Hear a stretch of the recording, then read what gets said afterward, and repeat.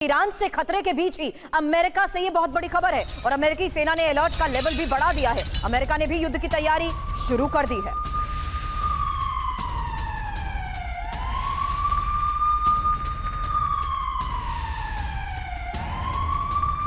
और देखिए आप, एक और बड़ी खबर, अमेरिका को ईरान पर हमले के बारे में पता था। इजराइल ने हमले से पहले ही बता दिया था, ये डोनाल्ड ट्रंप ने खुद माना है। अमेरिका इस हमले में लेकिन शामिल नहीं था। डोनाल्ड ट्रंप ने यह भी कहा, ईरानी नेतृत्व में कई लोग वापस नहीं आएंगे, ईरान के पास एटम बम नहीं हो सकता, ये ट्रंप ने कहा है।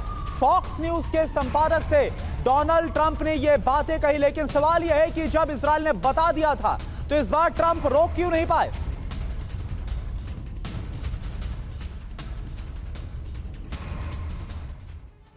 ऐसे में यही बड़ा सवाल है कि क्या ट्रंप को हमले की जानकारी थी। अस्थाना सर, सवाल आपसे भी करूंगी, उससे पहले फॉक्स न्यूज का यह बड़ा दावा सुनिए, क्योंकि ट्रंप को हमले के बारे में पहले से पता था। ट्रंप को हैरानी नहीं हुई, लेकिन हमले में शामिल नहीं थे। ट्रंप को उम्मीद थी कि ईरान से बातचीत होगी। ट्रंप ने कहा था, ईरान के पास परमाणु बॉम्ब नहीं। ट्रंप को पता था इजराइल के निशाने पर कौन है। ट्रंप को पता था कौन कौन मारा जा सकता है। ऐसे में इजराइल ने जिस स्ट्रैटेजी के साथ सर हमलों को अंजाम दिया है, जाहिर सी बात है ईरान पलटवार करेगा और बड़े स्तर पर करेगा, जिसकी शुरुआत भी हो चुकी है।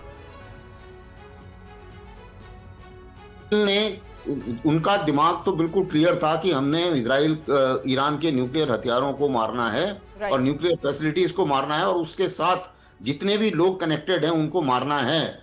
और जब ये ईरान और अमेरिका की बातचीत हो रही थी, 5वें दौर की बात जब सक्सेसफुल नहीं हुई, छठे दौर की बात होने वाली थी और दोनों की पोजीशन इस मुताबिक थी कि लग नहीं रहा था कि ईरान किसी भी हालत में कॉम्प्रोमाइज करेगा एनरिचमेंट से।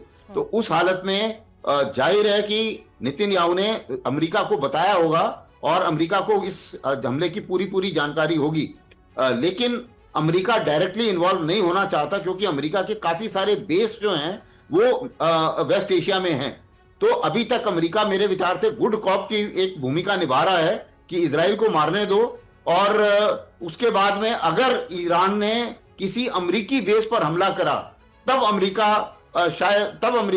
लड़ाई में डायरेक्टली लड़ाई में उतर सकता है, या अगर इजराइल बहुत बुरी हालत में आ जाता है तब अमेरिका लड़ाई में डायरेक्ट उतर सकता है। लेकिन अभी के जो हालात हैं उस हालात में ईरान की हालत खस्ता है और ये तो जाहिर है कि कुछ न्यूक्लियर फैसिलिटीज जरूर बर्बाद होंगी, लेकिन इजराइल के पास अकेले इतनी ताकत नहीं है कि सारी अंडरग्राउंड फैसिलिटीज को बर्बाद कर सके। इसलिए इसके लिए अमेरिका की जरूरत है उनके हथियारों की और उनके बॉम्बर्स की और उनके जो एमुनिशन है, क्योंकि अंडरग्राउंड फैसिलिटीज को बर्बाद करने के लिए इजराइल के पास में हथियार नहीं है। अमेरिका को डायरेक्टली इन्वॉल्व होना पड़ेगा अगर ऐसा दोनों ने सोच लिया है। जी बिल्कुल बिल्कुल। और अस्थाना सर, सवाल तो ये भी उठता है, इस पर भी आपसे आगे बात करें, क्योंकि एक बड़ी खबर है कि क्योंकि 5 राउंड की जो बातचीत हो गई, 6ठे राउंड की बातचीत होने वाली थी, कुछ फ्रूटफुल नहीं हो रहा था, तो क्या अमेरिका ने इजराइल के जरिए एक तरह से मैसेजिंग भी दे दी है कि बातचीत के जरिए नहीं सुलझता